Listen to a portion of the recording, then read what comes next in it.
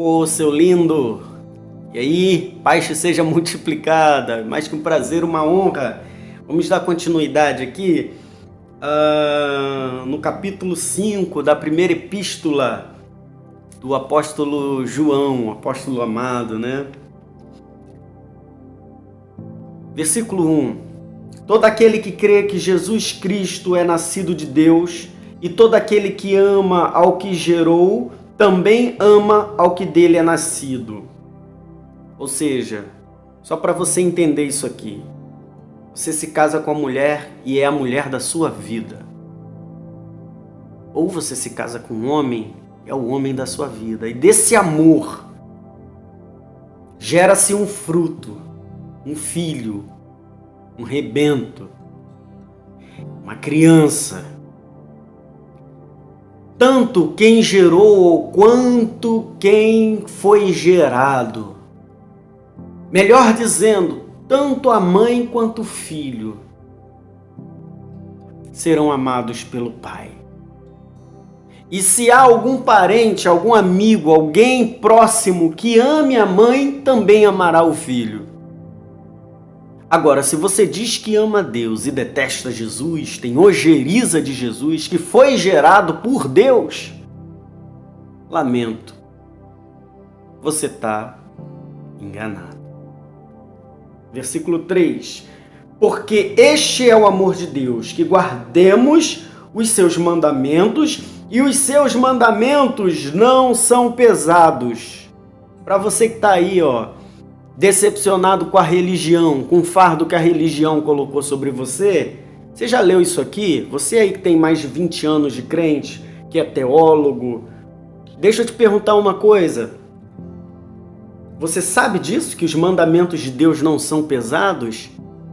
Então por que você está sentindo tanto peso nas suas costas? Então por que você já quase infartou algumas vezes? Então por que nós temos tantos irmãos, pastores, até quistos, famosos, que cometeram suicídio e alguns que tiveram as suas ações, tentativas de suicídios frustradas? Diz pra mim aí, se os mandamentos deles são leves. Tem alguma coisa aí que não tá batendo, né? Tem alguma coisa agregada ao que deveria ser evangelho, que não é evangelho, que está trazendo um peso que não deveria existir. Porque todo o que é nascido de Deus vence o mundo. E esta é a vitória que vence o mundo, a nossa fé. Estaremos falando sobre fé daqui a pouquinho. Eu vou fazer uma série dentro desse caminho, né? Aprendendo. Vamos intitular aqui esse estudo Aprendendo o Caminho do Discípulo. Vamos lá, como é que se aprende a ser discípulo? Como é que se aprende esse caminho? Então vamos intitular essa série aqui Aprendendo o Caminho do Discípulo. Então a gente está falando aqui primeiro do que é evangelho. Amar Deus acima de todas as coisas e o seu próximo como a ti mesmo. Se você não se ama, primeiro aprenda a se amar para deliberar amor para o outro. Se você já se ama e às vezes até exacerbadamente, quase que um narcisista ou até pior que um narcisista, então agora você já sabe qual o parâmetro de deliberar amor para o outro. Tem esses dois viés que você pode observar nesse texto mencionado agora. Mas a gente vai estar falando sobre essa questão da fé, porque sem fé é impossível agradar a Deus.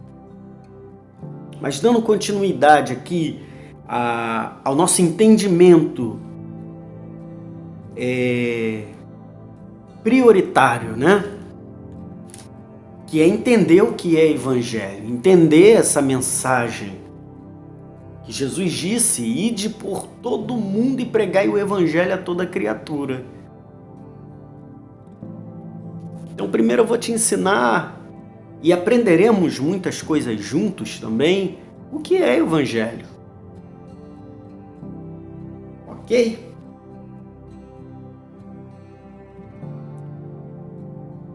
Porque todo aquele que é nascido de Deus vence o mundo, e esta é nossa vitória que vence o mundo, a nossa fé. Versículo 5. Quem é que vence o mundo, senão aquele que crê que Jesus é o Filho de Deus? Este é aquele que veio por água e sangue. Isto é, Jesus Cristo, não só por água, mas por água e por sangue. Só fazer uma observação. Água porque purifica, porque limpa, porque lava. E sangue porque é sacrifício. Ele está fazendo uma conjectura, uma analogia do que foi, do que é e do que sempre será o sacrifício de Jesus pelos homens, sem distinção de gênero, pela humanidade, pela raça humana.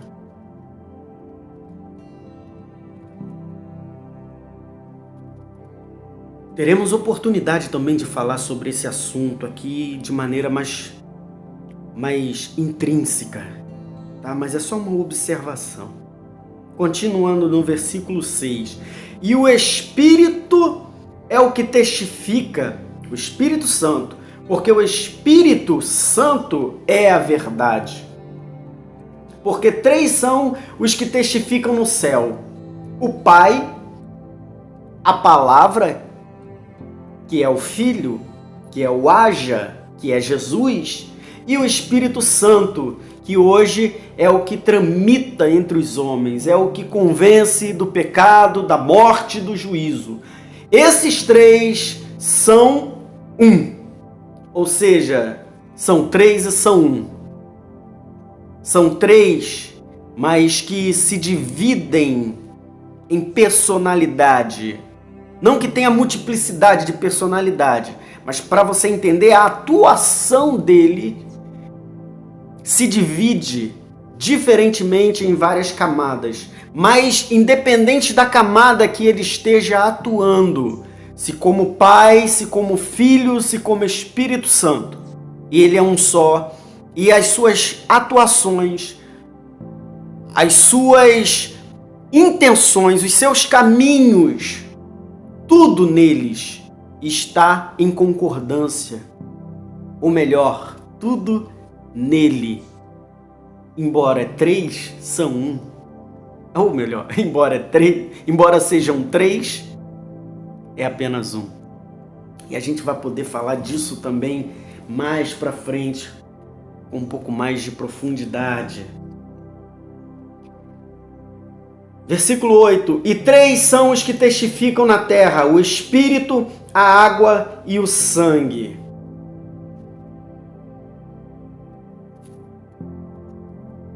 Espírito Santo que está aqui, a água que lava, que é o batismo, né? O batismo nas águas, na confissão de que Jesus Cristo é o remidor, é o pontífice, o único intermediador entre você e Deus. Não há outro.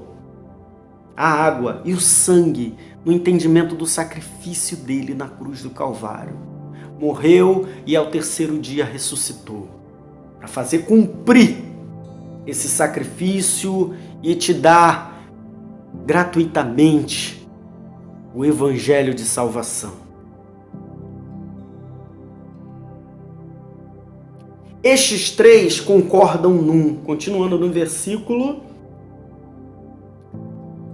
8. Agora o versículo 9.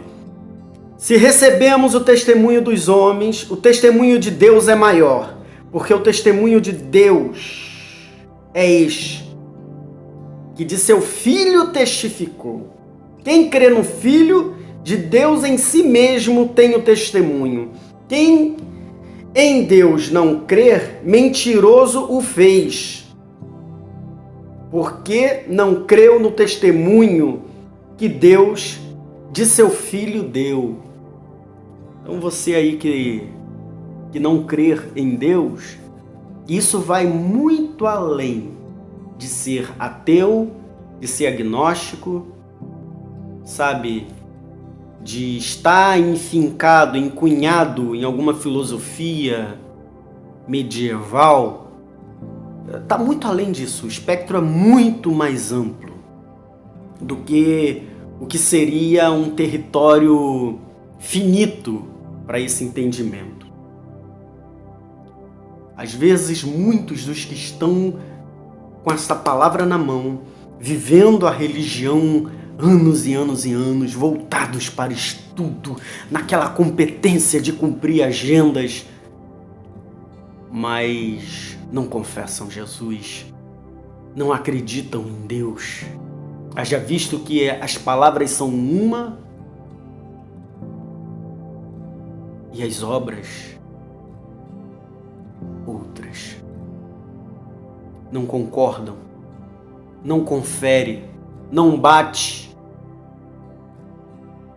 Sabe, as contas ficam imperfeitas, fica sempre déficit, fica sempre alguma coisa escondida debaixo do tapete.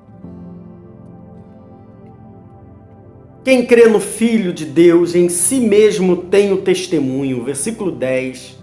Quem em Deus não crê, mentiroso fez. Estou repetindo para você. Porquanto não creu no testemunho que Deus de seu Filho deu. E o testemunho é este, que Deus nos deu a vida eterna. E esta vida está em seu Filho. Que Filho? Jesus o Cristo. Quem tem o Filho tem a vida. Você tem Jesus? Não. De fato você tem Jesus? Então você tem vida. Aliás, se você tem Jesus e tem vida, você já passou dessa etapa, né?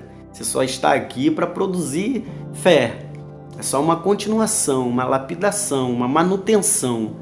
Mas isso aqui está sendo dito e tomara, queira Deus, que o Espírito convença os ouvidos dos que ouvem e desejo que este não conheça Jesus, para que tenha a oportunidade de abrir todas as portas das suas percepções para Deus, para o verdadeiro Evangelho. Quem tem o Filho tem a vida. Quem não tem o Filho de Deus não tem vida. Estas coisas vos escrevi, isso disse João, né? O autor do livro, para que saibais que tendes a vida eterna e para que creais no nome do Senhor Jesus, o Filho de Deus. Esta é a confiança que temos nele, que se pedirmos alguma coisa segundo a sua vontade, ele nos ouve. Tem gente pedindo tanta coisa a Deus. Você fala assim, cara, você está falando aí, mas eu já orei tanto. Olha a resposta aqui para o seu questionamento. Eu já pedi tanto, eu já clamei tanto. Ei, observa se de fato você está de acordo com o que está sendo mencionado aqui, à luz da palavra, ou se você é apenas uma fantasia, uma alegoria. Apenas alguém que cumpre o ofício, mas de fato não tem o evangelho dentro de si. E está pedindo e clamando, mas os seus pedidos, os seus intentos não estão de acordo com a vontade de Deus, porque você não está em Deus e Deus não está em você. Então, entre trevas e luz, e sendo Deus luz e você estando amparado, seduzido, obstruído, abduzido pelas trevas, então não há conexão entre você e Deus. Apenas se você se permitir ser invadido, inundado, submergido no Evangelho, a luz do rosto de Deus, que se inclinará do céu para você, irá iluminar o seu entendimento, a sua mente, o seu caminho, a sua vida, a sua existência. E aí sim, os seus intentos, os desejos do teu coração de fato estarão de acordo com a vontade de Deus. Aí tudo que você pedir, Ele vai te conceder. Tem gente pedindo coisa absurda, coisa para destruir o outro, coisa para denegrir o outro, para subtrair o outro, para subtrair até a si mesmo. e acha que Deus vai comungar com essa porcaria toda, com essa imundície toda, com essa safadeza toda. Não vai! Deus é santo, cara. Acorda para a vida. Acorda para existir em Deus.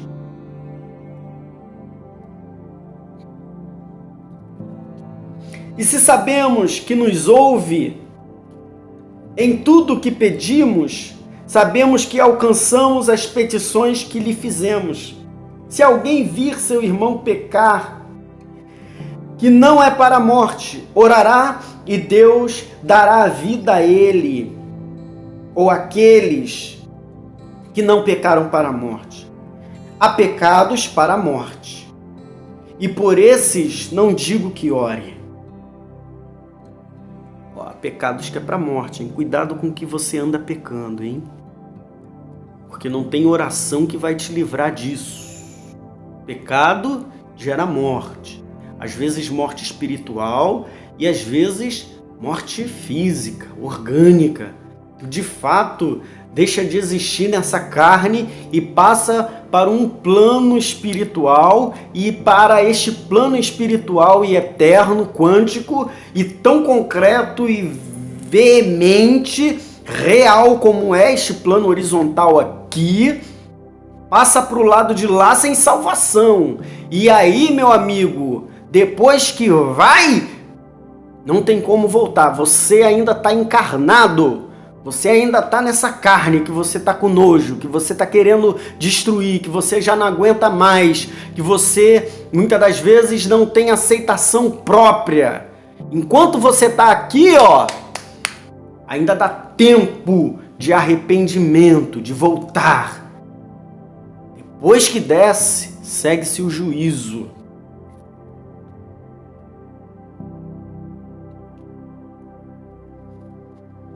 Deixa eu me achar aqui, calma aí. Isso, versículo 17. Toda iniquidade é pecado, e há pecado que não é para a morte. Sabemos que todo aquele que é nascido de Deus não vive pecando, mas o que é de Deus é gerado... mas o que de Deus é gerado conserva-se a si mesmo, e o maligno não lhe toca. Só uma breve observação nisso aqui, eu não posso deixar passar, porque o maligno não lhe toca, e as pessoas usam muito esse fragmento de versículo para dizer que ele é um super-herói. Maligno não me toca. Mas então por que tem tanto crente, tanta gente que confessa Jesus e verdadeiramente com câncer? Por que tem tanta gente, pastores, em depressão? Então por que tem tanta gente sofrendo dores, passando por cataclismas existenciais de problemas, de uma maneira que não pode nem suportar os próprios problemas, tanto os que arrumou, tanto os que arrumaram para ele? Aí eu te pergunto, o maligno não toca? O maligno não toca. Mas quando fala não toca, nas emoções, na alma, no espírito. Talvez você hoje está canceroso por causa de uma má alimentação, por uma deliberação do seu DNA, da sua genética, um acidente genético que propiciava, um desenvolvimento, uma anomalia cancerosa, e por causa de beber muita Coca-Cola, comer muito açúcar, se esbanjar nas gorduras sintéticas, desenvolveu doença em você, mas isso não significa que o seu espírito, aliás, até abro uma ressalva, porque quem tem o Espírito de Deus procura também preservar a própria saúde. Agora, se você, depois de viver uma vida deliberada, dentro desse aspecto que eu falei, acabou sendo uma vítima de um câncer, não diga que o maligno te tocou e essa palavra não é verdadeira, porque isso aqui eu estou falando assim, olha, as suas emoções estão protegidas. A sua fé é o escudo que te protege dos ataques. O maligno não vai te tocar, você está blindado pela armadura da verdade. e até mesmo o corpo, para o maligno tocar. Porque você pertence a Deus, o teu corpo pertence a Deus, o teu corpo é templo do Espírito Santo. Ele precisa, o maligno precisa pedir autorização a Deus, permissão para poder tocar na carne. E às vezes é permitido, e muitas das vezes existe essa permissão, porque a lei da semeadura está sobre nós, seres humanos. Olha aí e vê se o toque do maligno no teu corpo, na tua alma,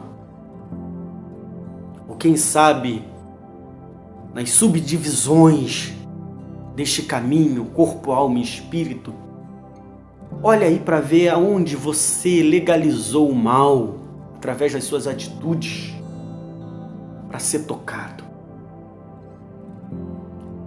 Versículo 19: sabemos que somos de Deus e que todo mundo está no maligno. O sistema, tá? Quando eu falo todo mundo, é o sistema global. Versículo 20: sabemos que já o Filho de Deus é vindo e nos deu entendimento para conhecermos o que é verdadeiro. E no que é verdadeiro estamos, isto é, em seu Filho, Jesus, o Cristo. Este é o verdadeiro Deus e a vida eterna. Filhinhos, guardai-vos dos ídolos. Amém. Filhinhos, guardai-vos das idolatrias. Seja idolatrar um parente, idolatrar um artista, seja idolatrar a si mesmo. Guardai-vos dos ídolos da existência. Guardai-vos daquilo que você delibera adoração, sendo que você, sendo o templo do Espírito Santo, deveria deliberar adoração para Deus, sacrifício vivo, santo, agradável, incorruptível a Deus. Filhinhos, disse João, guardai-vos dos ídolos. Amém.